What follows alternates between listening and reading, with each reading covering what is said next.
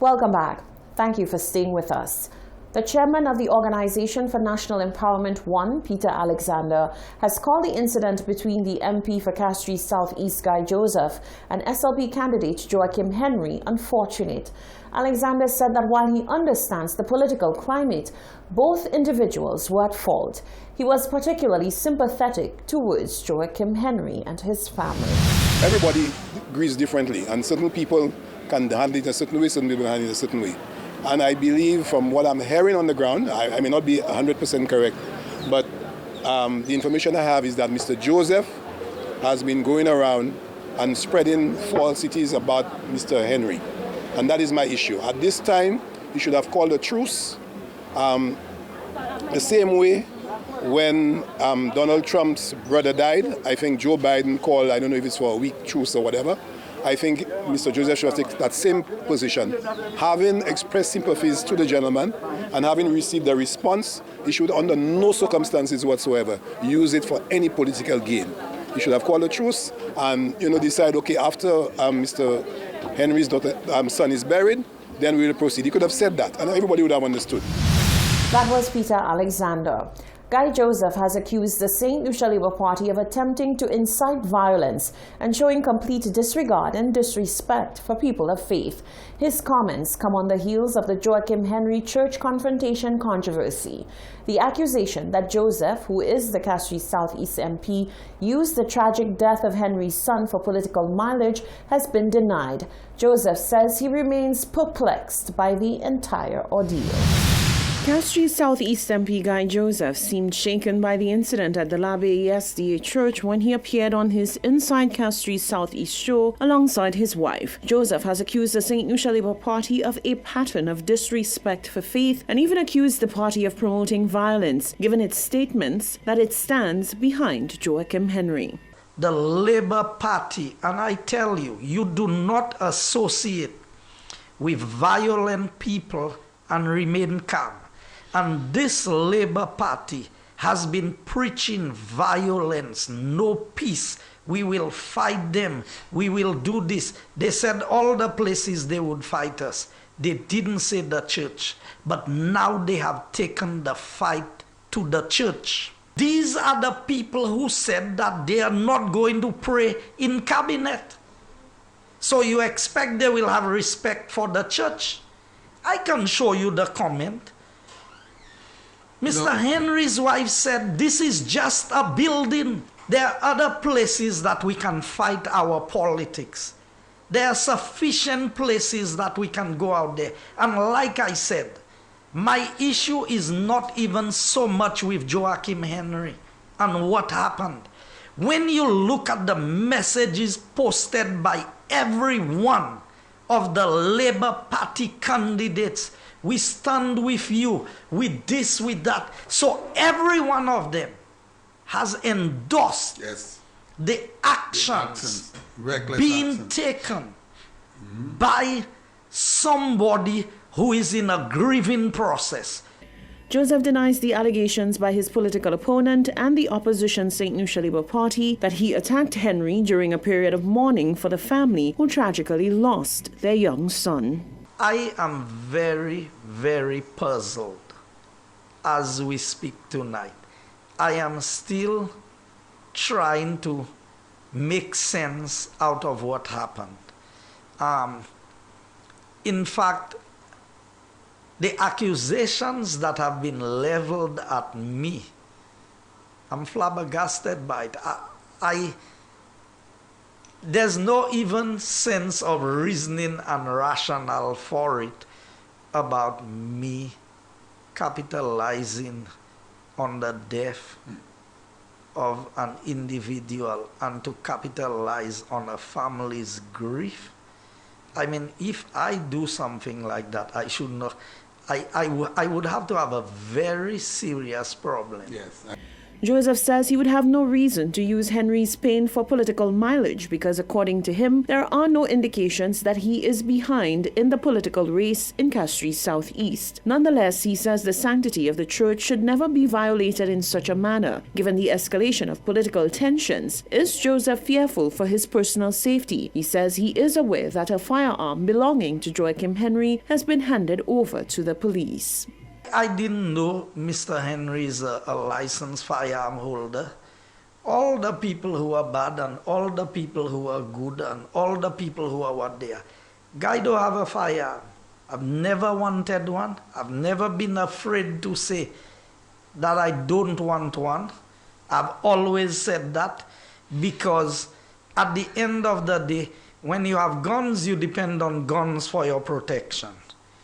When you don't have firearm to protect you, then you have to find other sources of protection. And my source of protection, I've always told people, is God. Joseph says while he did feel that he was in danger on Saturday during the incident, he believes God intervened in the situation and shielded him to ensure his safety. Lyndon Cooper, president of the St. Lucia Football Association, is the guest in the hot seat tonight on Hot 7 TV. It's his first interview since the recent controversy surrounding St. Lucia's non-participation in the World Cup. Here is a snippet of what's coming up in tonight's show. The issue of players. Without the players, there will be no game. So the criticism really is that you lack the understanding of what the players, how the players actually feel and what they go through, and you lack that sensitivity and the personal touch to be able to understand their plight. I think that's a very unfair statement because one has to show an appreciation to the organizational structure. Currently, the SLUA has a technical director who deals with players. That is mandatory by FIFA as the operational plan. And there is a head coach. I do not think that the responsibility should lie squarely on me to be meeting players. There is a head coach and there's a technical director. So any issue of players should be addressed by those two individuals for onward submission to the General Secretary, and a note is going to pass. To me, what we have done in the past is for me to be open and accessible to everybody. And sometimes when you're accessible to everybody, because of the position you hold, it becomes extremely difficult to accede to all the demands or requests of each individual. So sometimes you find yourself in a position where you get across as being insensitive or out of touch, but that's not the reality. Be sure to catch the hot seat tonight at 8 p.m. Following news that 2 men have been taken in by police in relation to a sexual offense involving a minor, Women and Children's Advocate Catherine Seelys is of the view that a lot more still needs to be done to protect minors and expose sex offenders.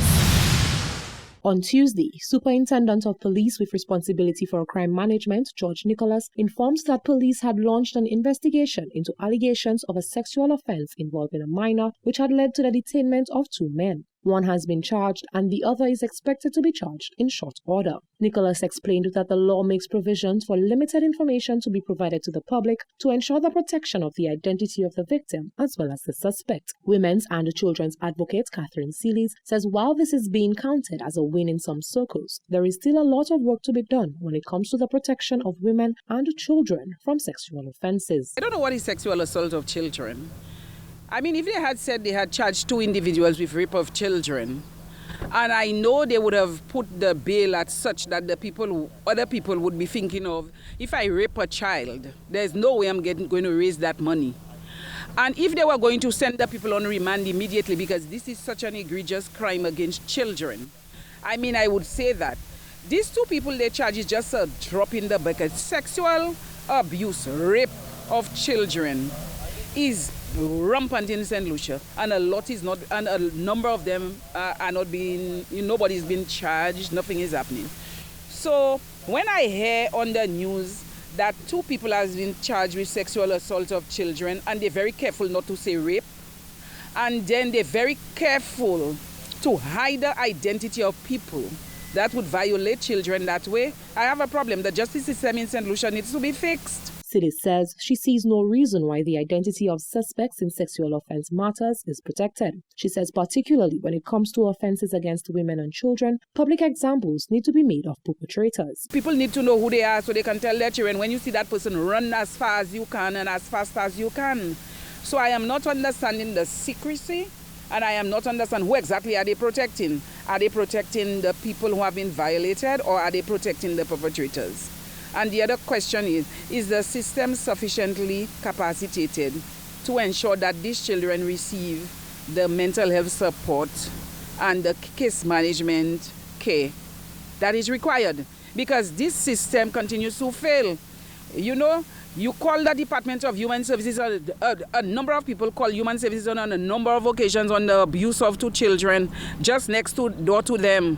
And weeks and months later, they have not done anything. I have no faith in this system. She says such situations demonstrate the importance of a sex offenders registry. The number of sexual predators there are in St. Lucia against both women and children, we need a sex offenders registry, but sex offenders registry is tantamount to putting the cat before the horse. Before that can be possible, there has to be legislative reform of a number of things, because the law suggests that if the person has paid for their crime, then you cannot continue to victimize them or something like that.